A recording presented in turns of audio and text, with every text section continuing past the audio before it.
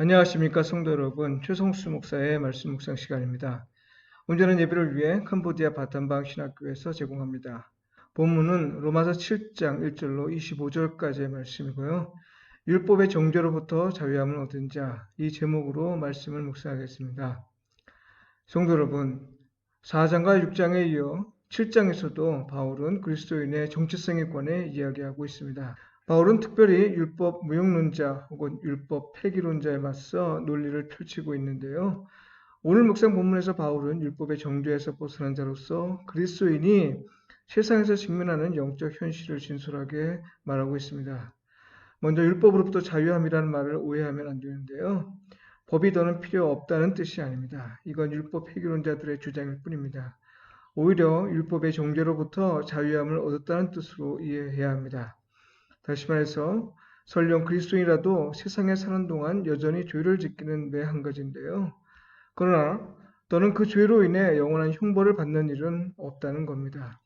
왜냐하면 이미 6장에서 말했듯이 예수 그리스도가 믿는 자를 위해 대신 죽음으로써 벌을 받으셨으며 또한 부활하심으로써 죄의 권세를 이기셨기 때문입니다.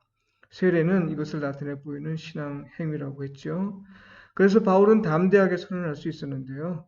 죄의 삭은 사망이지만 그리스도 예수 우리 주 안에 있는 하나님의 은사를 받아 정죄에서 벗어나 오히려 영생을 누린다는 거죠. 그렇다고 해서 율법이 필요 없는 건 아닙니다. 왜냐하면 율법은 그 자체로 선한 것으로 우리가 여전히 죄의 영향력 아래 있음을 깨닫게 해주기 때문입니다. 죄의 영향력에서 온전히 벗어나지는 못하지만 그렇다고 죄의 종으로 살아야 하는 건 아니라는 겁니다.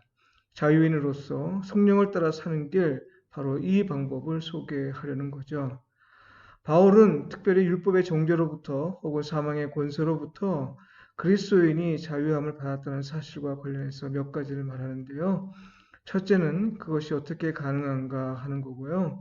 둘째는 무엇을 위한 자유인가 하는 거고, 그리고 셋째는 그러함에도 불구하고 그리스도인은 공고함을 겪는다는 겁니다. 성도 여러분, 그리스도인이 율법의 정죄에서 벗어난 건 예수 그리스도를 믿음으로 그와의 연합으로 말미암은 겁니다.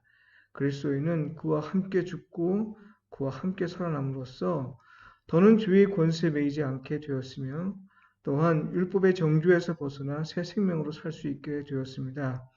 하나님은 우리가 이 자유 안에서 살되 그렇다고 자기 뜻대로 살기를 원하시지 않습니다. 오히려 하나님의 은혜로 얻은 자유를 누리며 살되 하나님을 위하여 열매 맺기를 원하십니다. 4절에 나오는 예수 그리스도에게 간다라는 말은 이미 승천하여 하나님의 우편에 앉아 계신 예수 그리스도에게로 올라간다는 말이 아닙니다. 하나님을 위하여 열매를 맺는 일은 이 땅에서 일어나는 일이기 때문이죠. 오히려 그건 믿음으로써 일어나는 그리스도와 연합을 의미합니다.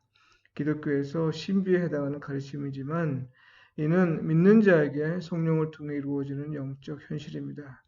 6장에서는 이걸 세례를 통해 설명하였던 것인데 7장에서는 이 사실을 전제하고 말하고 있습니다. 그리스도가 하나님을 위한 뜻을 온전히 이루었듯이 우리는 그리스도와 연합함으로써 하나님을 위하여 열매를 맺게 됩니다. 이건 사람의 뜻과 의지로 이루어지는 게 아닙니다. 믿고 순종하는 자 안에서 일하시는 성령 하나님의 역사인 거죠. 하나님을 위하여 맺는 열매란 8장으로부터 이어지는 성령 안에서 사는 삶을 말하는데요. 다른 말로 표현하면 일상의 예배입니다. 그러니까요. 믿음과 그리스도와의 연합을 통해 우리가 율법의 정죄에서 벗어난 건 일상에서 성령을 따라 살면서 하나님과 이웃에게 온전하게 반응하기 위함이다. 이 말입니다. 그런데 의아한 건 이런 삶을 살면서도 그리스도인은 곤고함을 겪는다는 사실이죠. 바울은 이걸 자기의 처절한 실존 경험을 바탕으로 말하고 있습니다. 오라 나는 곤고한 사람이로다. 이 사망의 몸에서 누가 나를 건져내랴.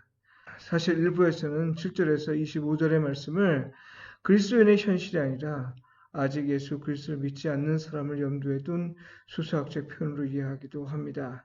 그러니까 그리스도인의 현실이 아니라 비그리스도인의 현실을 언급함으로써 25절에서 말하듯이 아직 믿지 않고 여전히 율법 아래 놓여 있는 사람들에게 죄의 권세, 곧 율법의 정죄에서 벗어나게 해주신 예수 그리스도를 선포하는 의도로 보는 거죠. 사실 이런 의견이 다수를 차지하는데요. 저는 신앙 경험상 동의하지 않습니다. 왜냐하면 예수를 믿으면서도 여전히 경험되는 현실이기 때문입니다. 오히려 그리스도인 가운데 율법의 구원적 의미를 강조하는 사람을 염두에 둔 것으로 보는 것이 바람직해 보입니다. 비록 예수 그리스도를 믿어 율법의 정죄에서 벗어났다 해도 온전한 구원이 있기까지 그리스도인은 현실에서 여전히 곤고함을 겪습니다. 그래서 우리에게 인내가 필요하고 소망이 필요하고 성령의 인도함이 필요한 거죠. 성도 여러분, 오늘도 율법의 정죄에서 벗어난 자로서 성령님의 인도하심을 받으시길 바라고요. 그리스도인으로서 서로 뜨겁게 사랑하고 서로 힘써 돕고 진심으로 서로를 세우는 삶을 통해 하나님과 이웃에게 복음에 합당하게 반응하며 사시길 축복하며 기도합니다. 기도드리겠습니다. 하나님 아버지, 우리는 율법의 정죄에서 벗어났습니다. 하나님이 은사로 주신 이 자유를 하나님의 영광을 위하여 사용하고 하나님을 위한 열매를 맺는 데 사용할 수 있게 하소서. 예수님의 이름으로 기도드립니다. 아멘.